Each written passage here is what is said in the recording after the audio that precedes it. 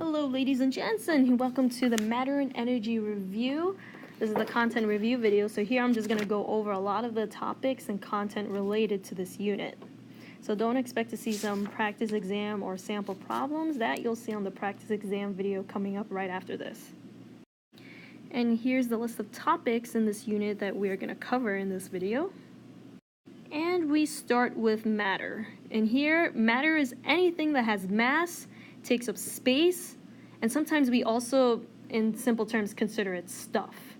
Just how much stuff does a substance have or occupy. And here we have two types of matter, pure substances and mixtures. And there's a lot of key differences here. So let's talk about each of them. And we're going to start with pure substances. Pure substances have definite and fixed composition. So if we take, for example, looking at our two types of pure substances, elements and compounds. Elements here are more of the simplest form, and then compounds are pretty much combinations of elements when you combine multiple elements together to make a compound. Alright?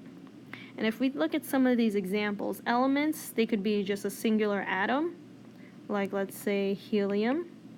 And then you can have diatomic elements like H2, N2, O2. These are still considered elements even though you're taking multiple atoms and putting them together. It's still the same singular element. Compounds, on the other hand, need multiple elements together.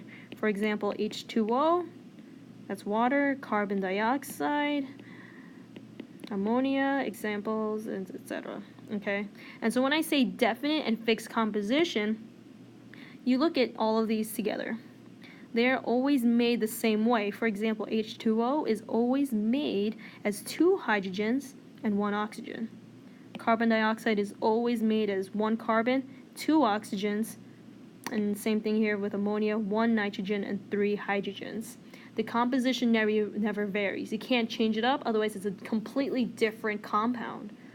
Okay, and each of them have the same unit set of properties, both chemical and physical, so that whatever they're defined as, it stays the same throughout.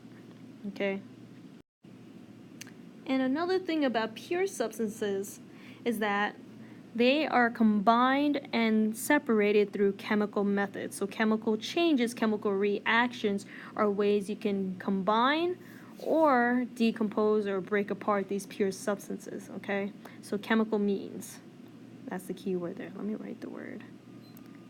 Chemical is important.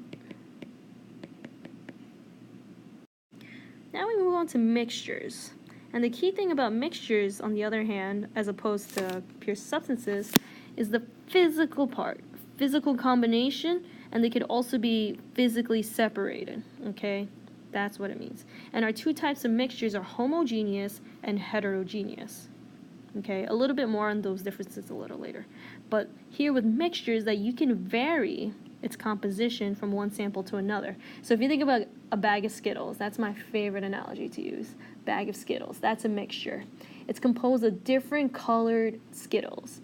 Is it always the same colors every time? Not exactly. So you can make a bag of Skittles with 10 reds, 5 blues, 3 yellows. And you can make another bag, it'll still be Skittles if you vary up the colors even more. Another type is salt water. That's a classic example of a mixture, mixing salt and water together. Because you could physically put them together, put salt inside the water. So if we think about salt water, you could put a little bit of salt inside the water, still salt water, or you could put more salt, a lot of salt. So you could vary up the amount of salt you put into water, and it'd still be a salt-water mixture. So that's why you can vary up the composition. It's not the same all the time, unlike compounds. Now, the differences between homogeneous and heterogeneous here. Homogeneous means it's evenly mixed. Okay? Evenly mixed versus heterogeneous is unevenly mixed. Okay?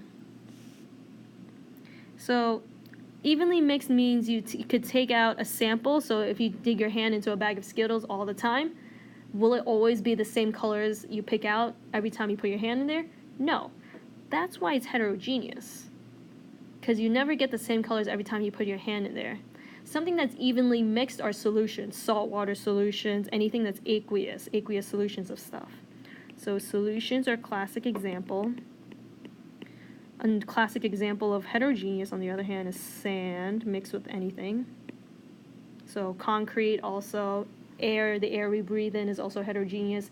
It's never composed of all the same gases all the time, etc.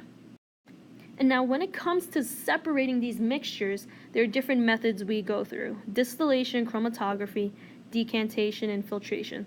The important ones to remember are distillation and filtration. Those are important. Chromatography and decantation are hardly asked, but it's important just to know that they are methods of separating mixtures. That these are just methods. As for distillation, filtration, you need to know what they are.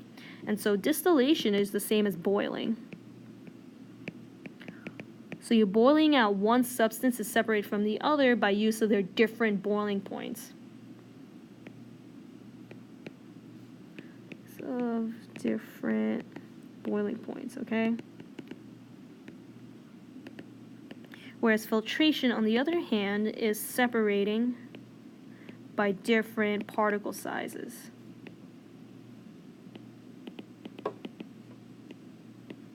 So if we think about the lab that we did sand and salt mixed in with water. If you poured it down the filter within the funnel, the filter paper, you saw that sand got stuck into the filter paper.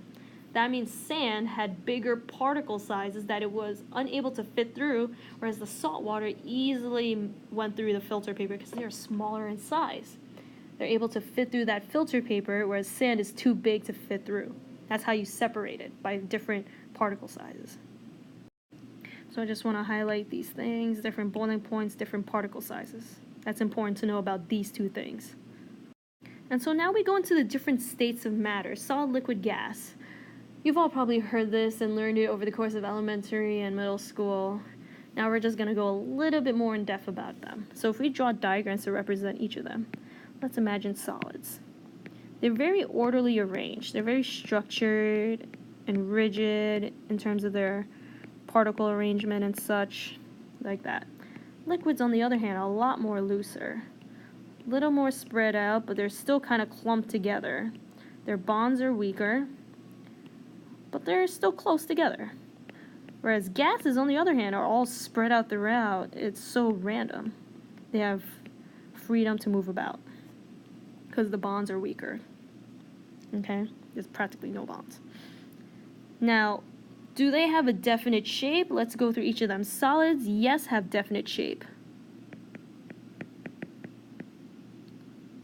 Liquids, they don't have a definite shape because they occupy whatever container it's in. They take the shape of whatever container it's in. Gases, definitely no definite shape. They also, just like liquids, take up the shape of their container, like balloons, for example. All right. Definite volume, yes, for solids. Definite volume. Liquids, also definite volume. So they occupy a certain specific amount of space. That's what we mean by definite volume. Occupies the same volume value. Gases, they're the ones that don't.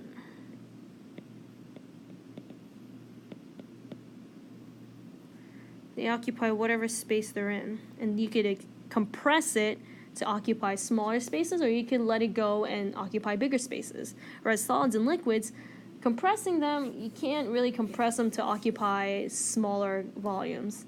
If you try to force it around and change its shape, you can't really change its volume on the other hand. So that's why compressibility is no. Compressibility. No compressibility either for liquids, but yes for gases. Yes to compressibility. So it's the ability to be compressed. All right, now we're going to go into endothermic versus exothermic reactions, okay? So endothermic is about absorbing energy.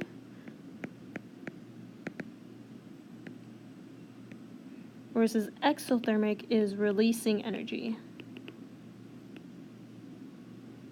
Okay, so absorbing versus releasing energy.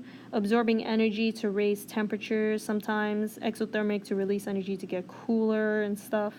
So the easiest way to remember them is to look at these prefixes. Think of like inhale, you take in air, and exhale, you breathe out the air, you release it.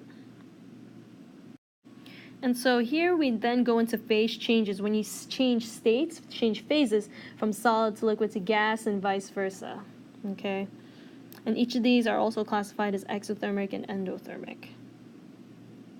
So these are the different phase changes, and when looking at how they go from different states of matter, we're going to see that in the next slide. So right here, I'm going to go over the phase changes. So going from solid to liquid, you melt them. So think of ice to water vapor. Whereas liquid to solid, you freeze it, freezing water to become ice.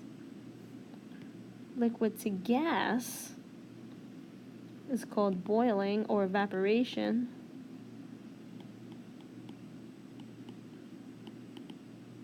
Melting is also known as fusion. I just wanted to add that as well. Now gas to liquid, that's condensation. Solid to gas is sublimation. Think of dry ice. Starts as a solid block that just whiffs into gas like air. On the other hand, gas to solid, that is deposition. And think of like snow, how snow is formed in the clouds. Water vapor turned into solid snow. Okay? Now, alright, we want to classify each of these based on whether or not they're exothermic or endothermic. Let me pick a different color. Let's go a bit lighter. Here we go. Alright. Exothermic versus endothermic. So exothermic, thinking of releasing heat to become colder. So go to a lower state to become more stable, less energy. Okay. So I'm using these terms just to make things easier for you guys to remember. Okay. So exothermic is definitely going from gas to solid. So definitely condensation is there. So is freezing and deposition. Endothermic, to go to a higher state, that's melting. That's boiling / evaporation, as well as sublimation. Okay. And then we're going to start talking about temperature and heat. What is temperature exactly? It's a measure of average kinetic energy. So it's all about the random motion of particles. Okay, so the faster those particles are moving, the higher the temperature. Okay, so these go up together. And what are these two types of units that we use to measure temperature? Well, that's Kelvin and also degrees Celsius. Okay. Degrees Fahrenheit is what we use here in America just for our weather purposes. Degrees Celsius is what they use for weather outside the US and also in science. Kelvin, I'll elaborate a little bit more on that in a bit. And so, first of all, we need to know how to convert between Kelvin and degrees Celsius, because these are two commonly used in science. So you could find this equation in table T, and that equation is K is equal to degrees Celsius plus 273. So whatever your temperature is in degrees Celsius, you add 273 to get it in Kelvin. If you want it in Kelvin, if you want to find it in degrees Celsius, you just subtract 273 from the Kelvin temperature. And so we have this other temperature called absolute zero. Okay, absolute zero is in reference to 0 Kelvin. And that's the coldest temperature possible. That's when all particles stop moving, 0 kinetic energy. Okay, no motion at all. All right, and once again, this equation here you could find on table T. That's where you find equations, guys. Table T. All right, now heat. Heat energy is not necessarily measured with temperature. There is a correlation there. that you could absorb heat energy to raise temperatures, but you could also absorb heat energy to change phases. So it's not always to raise temperatures or change it in general. It's sometimes to change phases as well and do other things. And heat always travels from hot substances to cold substances. So something of higher temperature to lower temperature. And if you are given a problem where temperatures are either a mix of Kelvin and Celsius, you should ideally change them to Kelvin by adding 273 to make things even plane and make it easier to read. Okay? And then now we're going to go into heating and cooling curves. So heating curves show the phase changes from solid to liquid to gas going up. So heat up. Think of that, heating up. And I'm going to label these guys right here. A, B, C, D, E. All right, now we're going to think of what happens to kinetic energy and potential energy as we go through the graph. So both of these guys go up together.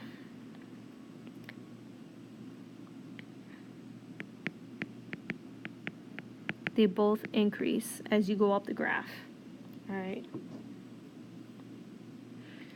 So think that kinetic energy is associated to temperature. Let me write that in a different color, guys.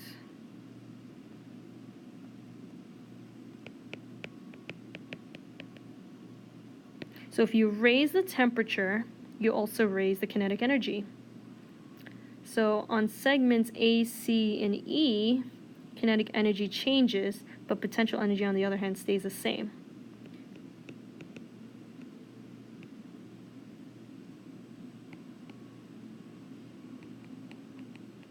Because you can never have both of these changing together. One of them changes, the other one stays constant for these types of heating and cooling curves. So when the substance is in a singular phase, notice here, solid, liquid, and gas, they remain in that phase in these slanted lines. It's during these horizontal flat lines where temperature is constant and the substance undergoes phase changes, and that's when potential energy, on the other hand, changes.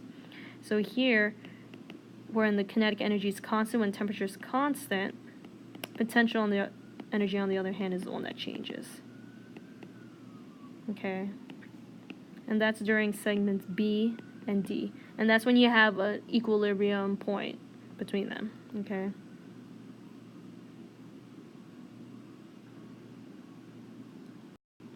And looking at these segments right here, these flat lines is when the phase changes occur. So that's where you have the boiling point at the top one and then the melting point at the lower one. By reading the temperatures at these flat lines, you're able to figure out what the boiling and melting points are of this substance. If, for example, this happens to equal 0 degrees Celsius and this happens to equal 100 degrees Celsius, that's when you're looking at a substance that's water, because those are the boiling and melting points for water, H2O. If it's not 0 and 100, then you're looking at something else. Now, cooling curves, on the other hand, are the complete opposite in terms of direction for kinetic and potential energy changes. So they both go down as you go from gas to liquid to solid. Okay.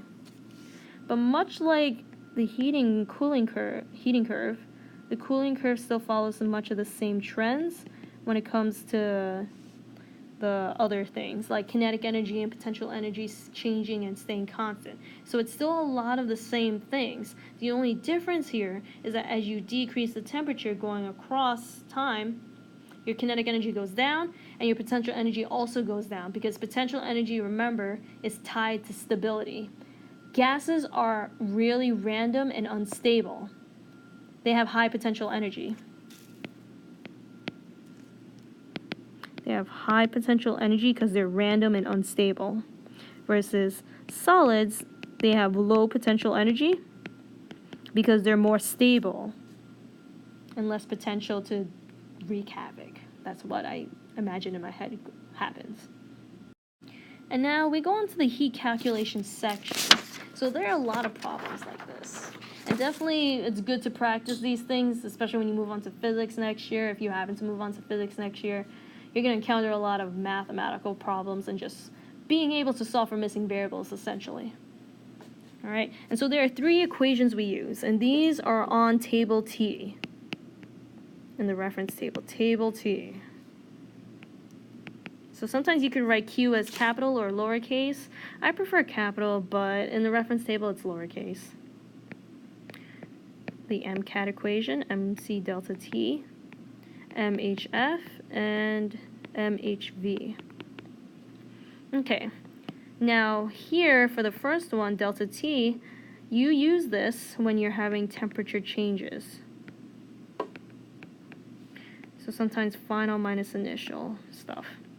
If you want to elaborate a little bit on the math, delta T means temperature change. That means the final temperature minus initial temperature. If you want to do things in one go, you could do that. You could expand the equation to look like that. Or what you can do is just find delta T first and then do the math to figure out the new temperature. Okay. Now, in Q equals MHF, you use this when you're dealing with solid and liquid phase change. Okay.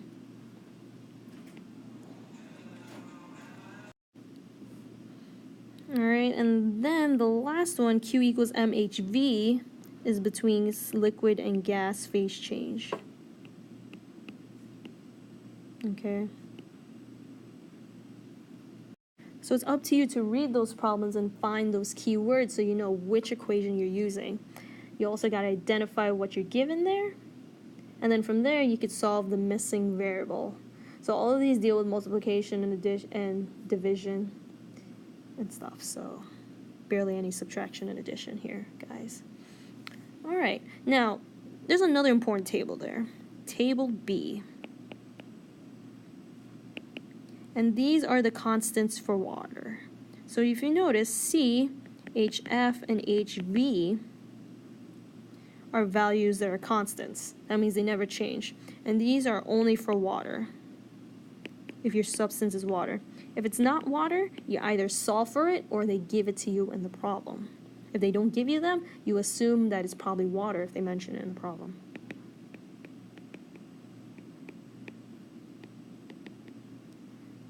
So joule/G dot K is just a unit, joules per gram Kelvin, okay? But these are directly on the reference table.